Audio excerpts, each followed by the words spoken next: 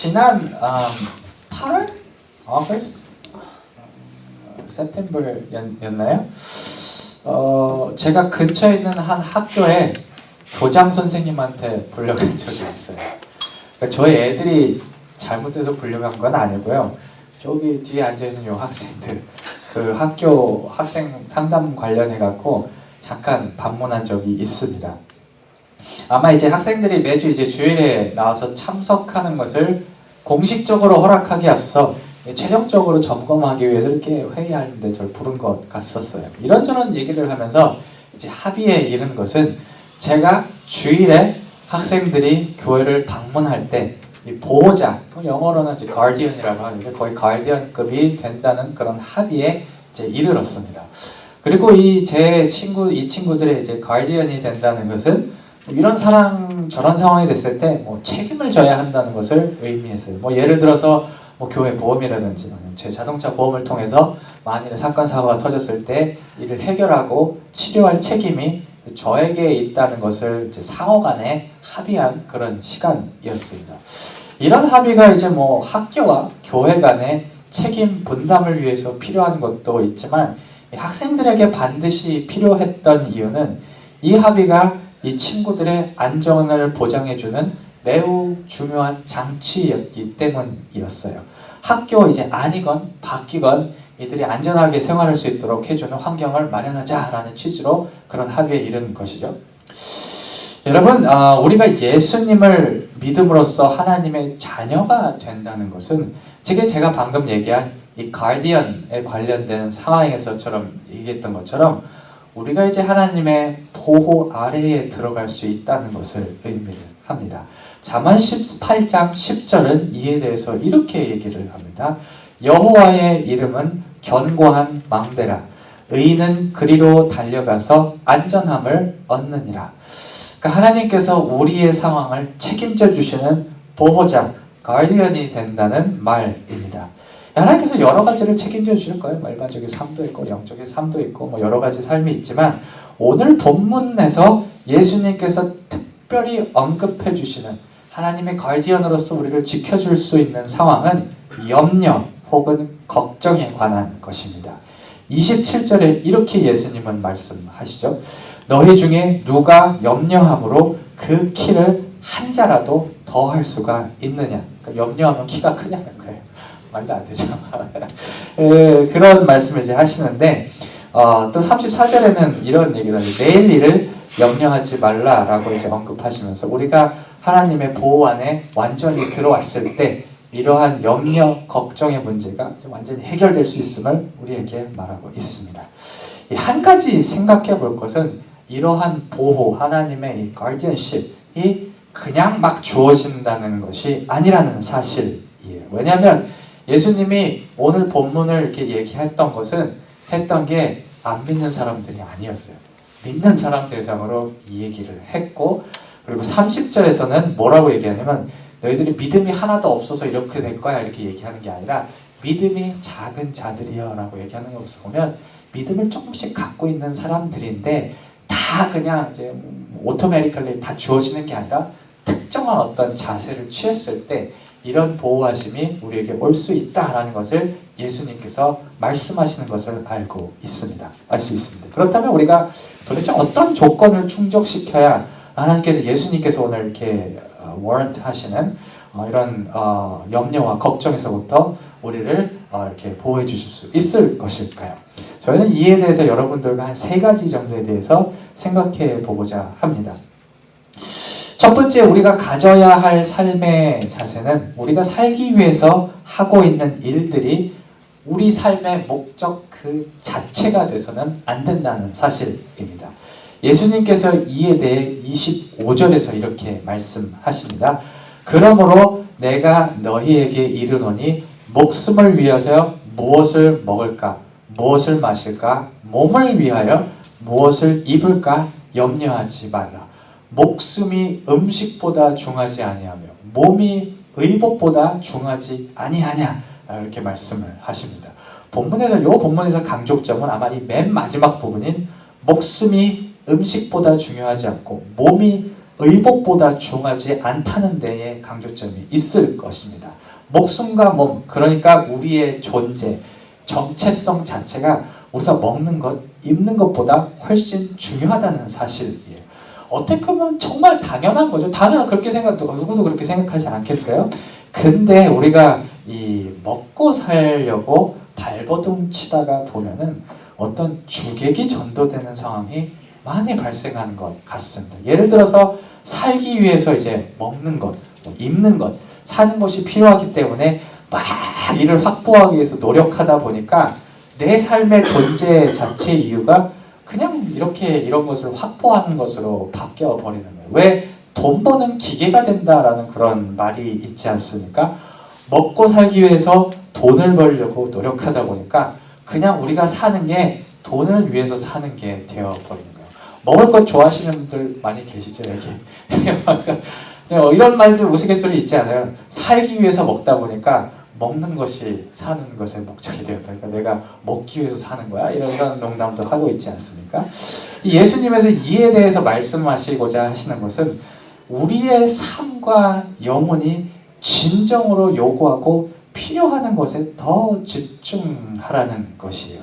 직업의 노예, 공부의 노예, 성과의 노예, 돈의 노예, 명예의 노예가 되는 것이 아니라 우리가 믿는 자들로서 우리의 마음이 이끌리고 또 이끌려야 하는 곳, 바로 하나님께로 그 시야를 돌려야 한다는 것을 예수님은 말씀하고 계십니다.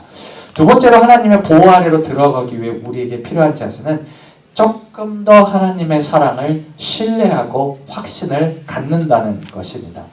예수님께서 오늘 본문을 통해서 말씀하시는 한 가지 하나님의 중요한 성품은 하나님은 우리의 필요를 다 하시고 채워주실 준비가 언제나 되어 있다는 사실입니다. 26절과 30절에서 이에 대해 이렇게 얘기하시죠. 하나님께서 아무런 대가 없이 키우고 기르시고 계시는 공중의 새들 그리고 들판의 백합화보다 우리가 여기 살아있는 우리들이 훨씬 귀하다라고 그렇게 하나님께서 생각하신다고 예수님께서 말씀하시고 계세요. 사실 우리가 이런 하나님의 사랑, 관심에 대해서 많이 들어왔고 또 실제로 경험하고 뭐 다 알고 있는 사실이긴 하지만 그런데 우리가 이제 생존에 집중하다 보니까 또 이 생존에 주는 문제, 도전에 너무 집중하다 보니까 이런 하나님의 사랑이 우리 삶 속에서 이렇게 희미해져 갈 때가 많은 것 같습니다. 예수님께서 공중의 새와 들판의 백합화의 예를 들면서 우리에게 말씀하시는 바는 우리의 시야를 잡아먹고 있는 영혼에 진정으로 필요하지 않는 부분들로부터 잠깐 눈을 떼라는 것입니다. 내가 집중해서 하고 있는 삶의 여러 일들에서 한 발자국 딱 물러나서 주변을 살펴보고 또 내 삶을 돌아볼 때 하나님께서 얼마나 우리를 사랑하고 계시는지 다시 한번 발견할 수 있다는 사실을 우리가 알 수 있으면 또 그것을 붙잡아야 한다고 예수님은 말씀하고 계십니다. 마지막으로 예수님은 우리가 지금까지 나눈 우리 일과 하나님의 관심을 갖는 것, 또 하나님의 확신을 갖게 되는 것, 이 두 가지를 통해서 도달해야 되는 이 최종적인 목적지, 종착지에 대해서 우리에게 말씀하십니다. 바로 하나님께서 원하시는 일을 하는 것입니다. 33절에서 이에 대해서 이렇게 얘기하시죠. 먼저 그의 나라와 의를 구하라. 그리하면 이 모든 것을 너에게 더하시리라. 하나님께서는 우리가 필요한 모든 것을 채우시고 또 그를 통해서 우리로부터 걱정, 근심, 명령 다 몰아내실 수 있는데 이런 경험을 할 때는 바로 우리가 하나님의 나라의 의를 먼저 구할 때라는 사실이라는 것입니다. 이 모든 것을 오늘 얘기한 걸 종합해보면 우리가 하나님의 보호하심 아래로 완전히 들어갈 때는 우리의 삶의 전체적인 방향을 우리가 원하는 계획, 어떤 방향이 아니라 이 하나님께서 원하시는 방향으로 이렇게 조금씩 틀 때 그 보호하심 안으로 들어갈 수 있다는 어떤 결론에 우리는 도달하게 됩니다. 이 삶을 하나님께 원하시는 방향으로 트는 것을 통해 주어지는 하나님의 보호하심에 대해 저는 최근 이런 경험을 했어요. 몇 차례 얘기했던 것 같은데 조금 더 자세히 얘기해 드리고 싶어요.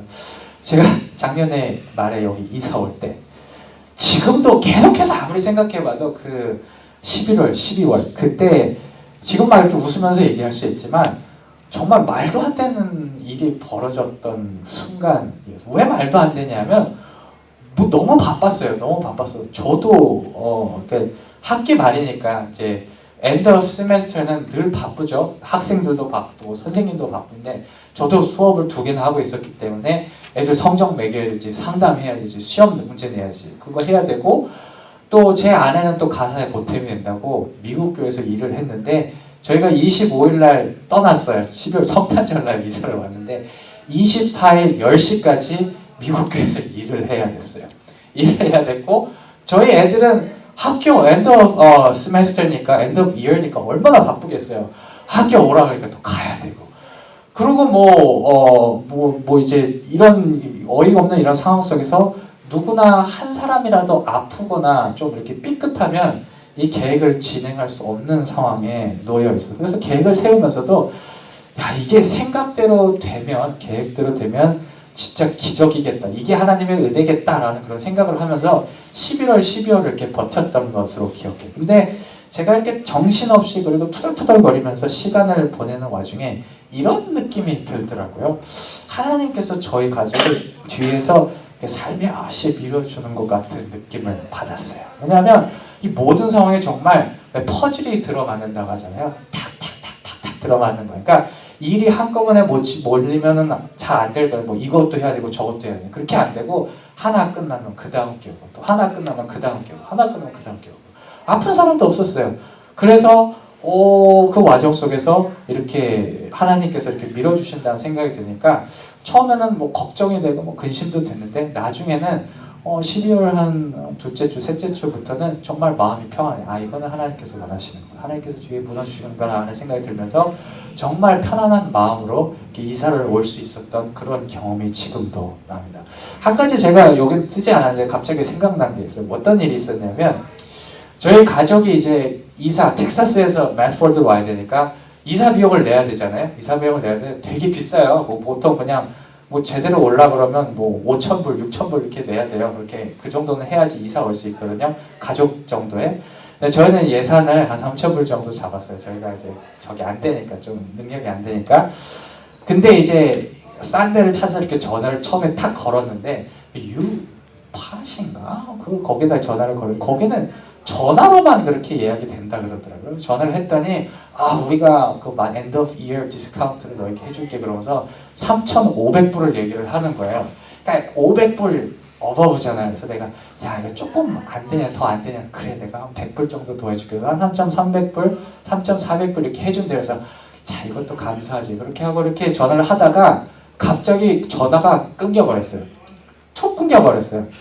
내 정보도 없고 걔 정보도 없는데 걔는 이제 알았겠죠. 알았으니까 저한테 막 전화를 걸려고 하는데 전 바쁘니까 다시 한번 전화를 받았는데 다른 사람이 받더라고요. 다른 텔레마케팅에서 받아갖고 제가 다짜고짜 뭘 했냐면 내가 이전에 지금 얘기하다가 디스카운트 얘기해서 좀 이사 비용을 좀 싸게 가려고 하는데 얼마 정도 할 수 있어 이렇게 얘기하고 내가 해달라고 그러지 않았는데 뭐라고 했냐면 내가 3,000불 해줄게 딱 이렇게 얘기를 하더라고요.